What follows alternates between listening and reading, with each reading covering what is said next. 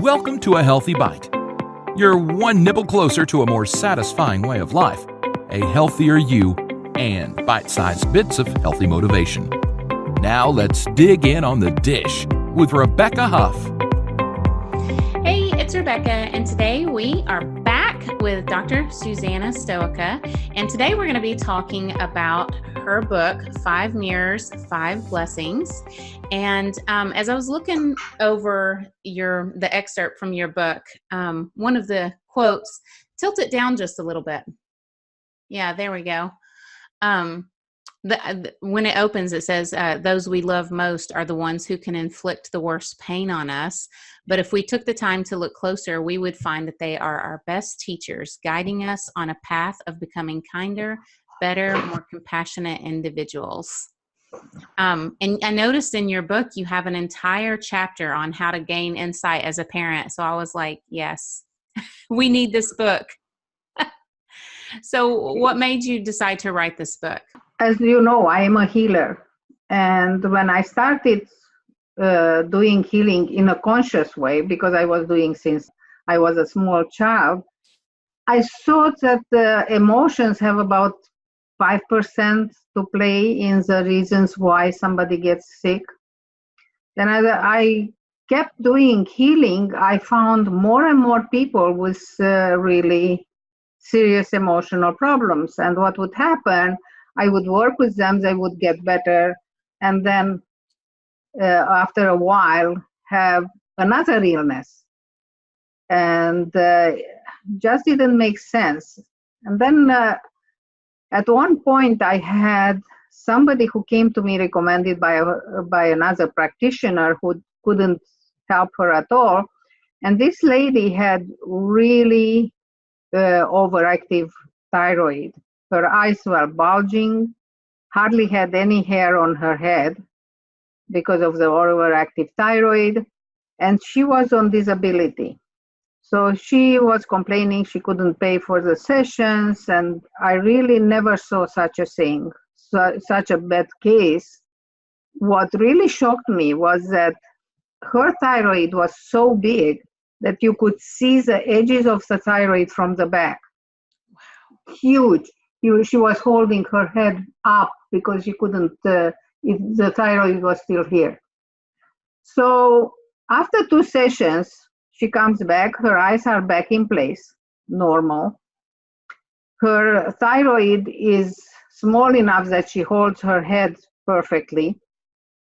And I said, oh, I am so happy that you are feeling better, and I'm very positive. She says, yeah, but I don't want to get any better than this. What? I said, what are you talking about? She said, you know, I am on disability. And I said, yeah, I know. And you are complaining that you don't have money and you can't do this and you can't buy that. She says, yeah, but you know, I am still working under the table, paid in cash. So now I have as much time as I need. I don't have to work as hard. So I really don't want to get better. I think she did also some blood tests, and the blood tests were 10 times lower thyroid output. So I said, you know, you have to figure out what you want to do with your life after you get better in order for you to progress properly. I had 12 more sessions with her. She constantly refused to look into what would she do when she gets better. She stayed exactly in that state. Wow. That convinced me to go and become a certified hypnotherapist. And working more with people with their emotions, I found that some illnesses are completely emotion. Like fibromyalgia is nearly 100% emotion. Wow. The reason being that usually fibromyalgia comes on when people are in prolonged, intense emotional or physical pain. Mm-hmm. And by releasing the emotional pain, releasing the physical pain, the trauma, which is stored in our muscles, we get well. And I know what I'm talking about because when I had my brain injury, I also was injured all over my body. And I had for years horrible pains day and night. And I ended up with fibromyalgia. Luckily, I knew how to do emotional work. I found out what was the connection between the fibromyalgia points. And I did emotional work it took me about a year and a half. I completely got rid of fibromyalgia. So let me with ask emotional work. Okay. And so can you kind of explain, so maybe people who are listening to this don't understand what emotional trauma is. Can you explain a little bit about that? Just, a basic understanding of what emotional trauma is. As we go through everyday life, things happen. It can be that you expected to go out with your parents somewhere and your parents forgot about it. Simple as that. Even to add to it, if two kids are exactly in the same positions, they expect to go to a show or somewhere with the parents, one will perceive it as a trauma, the other won't. Okay. So what we perceive as negative stuff is what creates a trauma. And the trauma gets stuck in our body. The first time the trauma is not so bad. If you repeat a similar trauma, that gets fixed in our system. And Dr. Candace Pert has a whole book about it, Molecules of Emotions, explaining how peptides, which carry the emotions, the chemicals that carry the emotions, get stuck in our cells. And they can be released by relaxation, emotional work.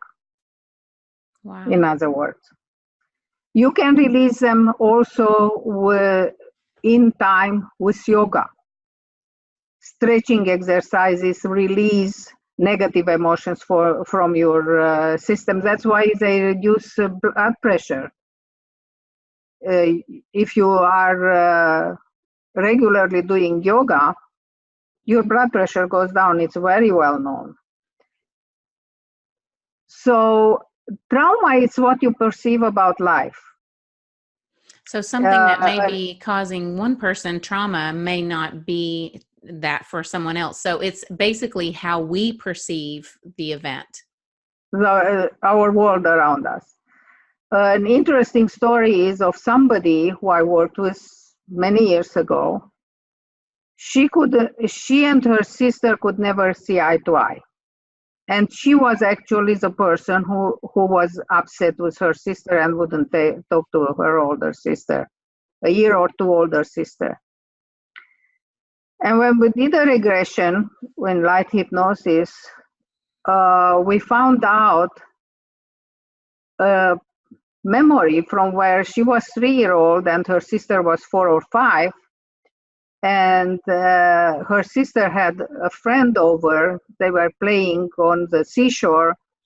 And these 3 girls were playing. At one point, the 2 older girls went ahead and they went behind the boulder. This 3-year-old couldn't see her sister and thought that she was abandoned. When we went further with the memory, we found out that her sister realized that she left the little one behind, came, picked her up, and everything was fine. After this release of the negative emotion, she was able to go to her sister, say, I am sorry, we missed so many years, and they were very good friends again. Wow. So apparently the connection between health and emotions is pretty strong. It's very strong. It's very strong. For example, I saw cancer reversed by emotional work. I had years ago a lady who had one breast cut off because of cancer. And she was sent by her doctor to me because she was still having the blood tests, which showed that sooner or later she will have another cancer. She had a 2-year-old and a 4-year-old, and she was concerned what will happen with those kids. So we worked, and we found out that this woman was volunteered by her husband, who was working quite a bit with his church, to do some work with the church. She wasn't so enthusiastic as her husband, but if her husband wanted, she went along with it. And the work she was given was to take money from the richer parishioners and give it to the poor parishioners. And she was so successful that people from other churches started joining their church. And at one point, the richer parishioner told her, look, I gave and gave and gave, but I have my limits, I can't. So she didn't have what to give the poor people. And they started being very pissed at her and bad-mouthing her. And she got sick. So she felt better. We did healing combined with emotional work. And she says, I feel better, but how do I get out of this? How do I talk to my husband? I said, very simple, go home, tell him what does he prefer, to raise the 2 kids by himself or raise them with you. So she went home, had the discussion with her husband. Of course, the husband said, of course, I want you to be alive. And she was elated.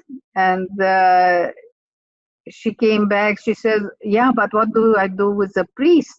And I said, fine, you tell him you did it for a few years, you want some time off, and maybe he can find some other work for you. She just started talking. The priest told her, no problem whatsoever, please take care of yourself. You have young kids, you have to take care of yourself, of your kids. We'll see if you want ever to do anything else, it's fine. If not, it's fine too. 3 weeks later, she calls me up, tells me, I had blood tests better than in 15 years. Her cancer started 3 years previous. That's crazy. Another case, for example, was of somebody who was diagnosed with pancreatic cancer. As you know, that's pretty deadly. Mm-hmm. And it was metastasized.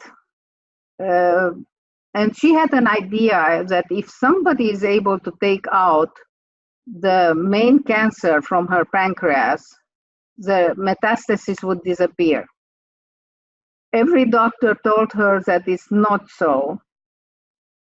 The insurance wouldn't cover any surgery because it was crazy.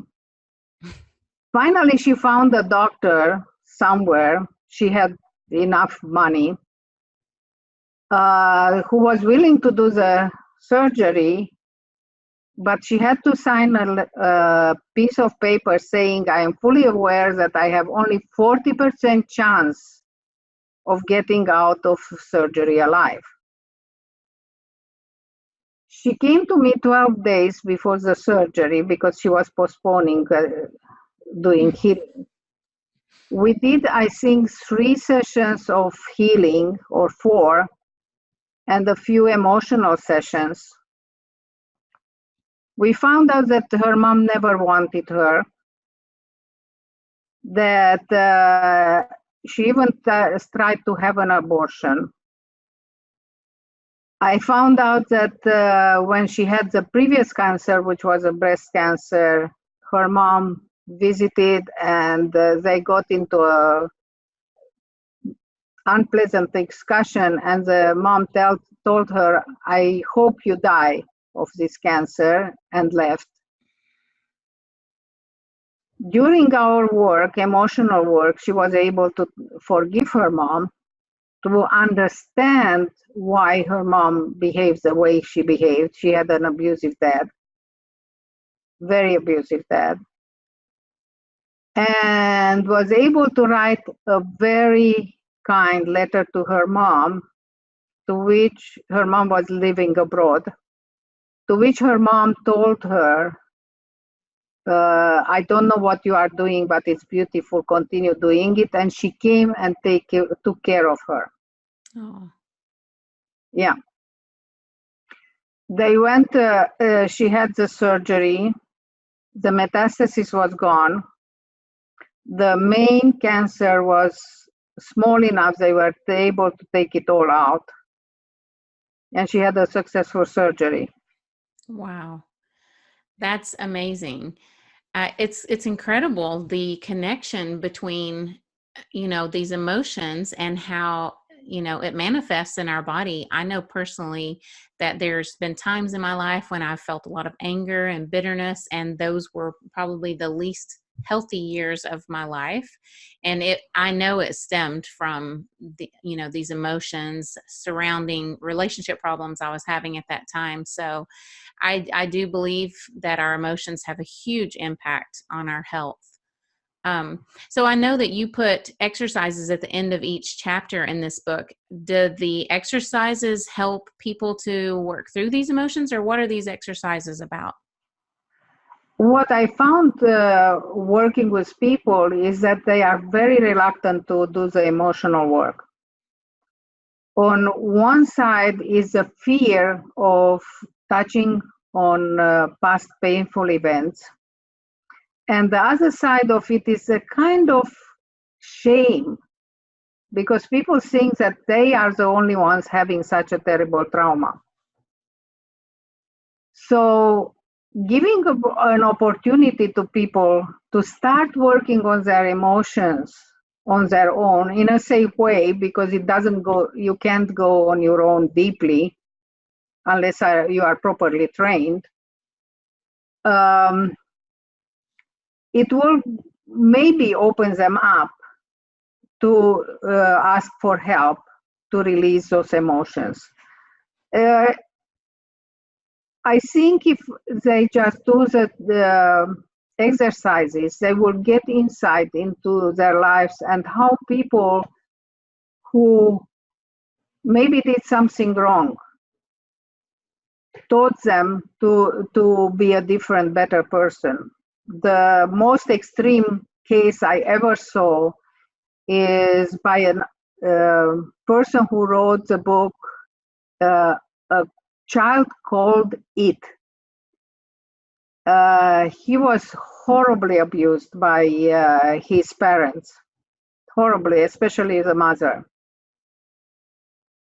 But he decided to do something different with his life, and he became a speaker, helping a lot of people who were abused, and making them aware that they are not the worst, and you can go through it and you can have a different life.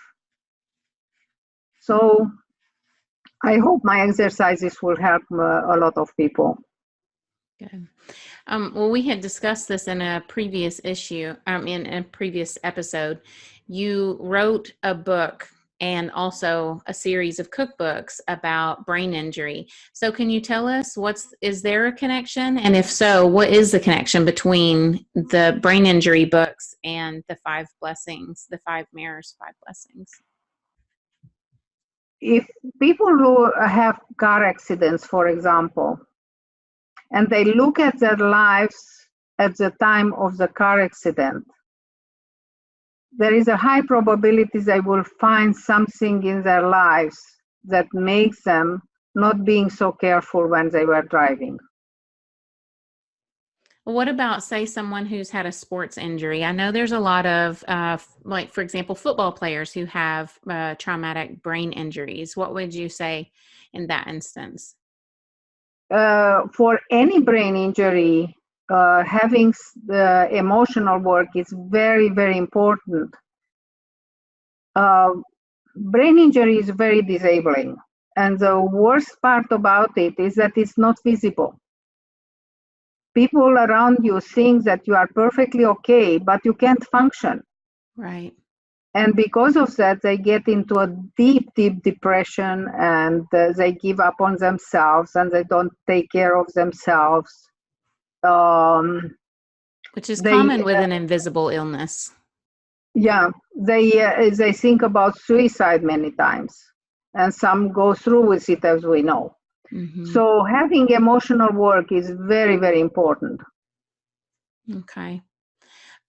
So can you explain to us a little bit about the, I guess more of an energetic explanation of the mind-body connection? Oh, yeah, that's a very good question. What happens with us when we are sick, we have an energy field. That energy field, or what religion calls the soul, is something that is inside the body as well as around it. Now, scientific-minded people would say that it's an electrical field, which is produced by the neural work in our body. I find it not exactly to be that. I think it's separate from, it's an energetic body, basically. We have an energetic as a physical body. When we are happy, that frequency of that energetic body increases, and the strength of the signal becomes higher. With that, the body expands. And the colors of a happy person are all vibrant colors, light colors, very present colors. Now, if on the other side, if somebody is upset, immediately the field collapses. It becomes lower frequencies. The more the illness is in our body, the lower the frequency of the field. That's why it's easy to fix an acute illness, very difficult if you neglect for a long time. So the colors also of our field are muddy when we are upset, grayish, dark brown. It's very interesting. Wow. So what can we do at an energetic level to go around anger and fear? And I found that most of the time our problems are because we expect people to do something for us that they don't even know that we expect from them. Expectations. And we get upset. Mm-hmm. An interesting book is Forgive for Good, written by a professor from Stanford, a professor of psychology, who studied the role of forgiveness in health and in people's lives. And he even went to Ireland and worked with two factions to help the peace process. And he has a very interesting story. He had a very good friend. He was an only child. The other one was an only child. And they basically grew up like brothers. And the other guy falls in love, wants to get married, and his friend is waiting for an invitation to the wedding and expects to be best man. The invitation never comes. Of course, never a best man. And they never speak for about 20-some years. Now, this man, being a professor of psychology working on forgiveness, decides to approach his former friend and see what's going on. What does he have to forgive?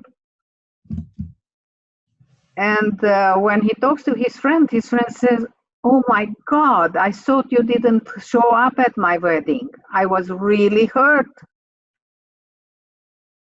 They dig into it. Seemingly his future wife was writing all the invitation, and she forgot to write one for his best friend. Oh my. And these two friends didn't talk for 20 some years. And as soon as they found out the real reason, they were friends again. That is so sad. That's why I say, if you have a friend and you think they're upset with you, you have to try to get closure. If you think they've just written you off, instead of just fading off into the background and being like, okay, well, I guess she doesn't like me anymore, just ask, what's going on between us? I feel like, people that don't like reach out for closure, they probably keep these bottled up emotions, and it could have been easily resolved, like that example you just gave. So what do we do? How can we better deal with our emotions instead of letting these kind of things happen? First of all, we have to understand that people have lives. Mm-hmm. And as we go through life, things happen. Right. And if your boss at work is normally a cheerful person, and one day she really rips into you, Mm-hmm. without any obvious reason, or rips you more than she should or he should, think about that. Maybe something happened at home. Right. Something really traumatic happened to that person at home. So have a little bit of compassion. Mm-hmm. And give them a leeway. Don't get upset. Mm-hmm. That wouldn't do anything to your boss, wouldn't change the way your boss is behaving, or your parent, or your friend, or your significant other. Just wait for a moment, a calm moment, and ask, what happened? Did I really mess up so badly? Or if you know that you didn't mess up so badly, jokingly tell next time, I hope you are not going to rip into me again. Right. That's so true. I can't believe you just told that story, because I was talking to a friend about this recently, the same thing of how when we have these expectations and suddenly a friend isn't behaving the way that they normally do, our first reaction is to think, okay, that person's upset with me, either I've done something. And then a lot of times I think the reason we don't reach out is perhaps fear of rejection. Maybe we don't really want to know, okay, if she is upset with me, I don't want to know, I don't want to have to deal with it. I'm just going to like back off. And like in the example you gave, I think that's what happens to friendships a lot of times, is it just kind of like, okay, no one wants to deal with it. And then the person who originally started, behaving differently because of whatever happened, then they see you acting different and they're suddenly like, okay, what did I do to her? Why is she, boy, I had this bad day and now all of a sudden she's avoiding me. So then you have two people with completely opposite expectations, and neither of them knows what's going on behind the scenes with the other one. And it just, so yes, I think dealing with these emotions and just trying to put And many yourself in the times other people person's don't shoes. even realize that they were behaving badly. Right. Because you don't know what's going on behind the scenes. And I think this happens a lot of times now with the world being so much smaller and we're so much more connected because of the internet and social media and just being able to fly across the world to make friends in another country.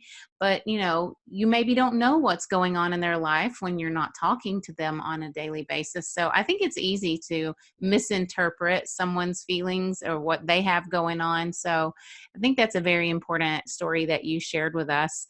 And so what final tips would you give us as far as just everything we've been talking about and how to keep our emotions healthy? I would advise that you get a book.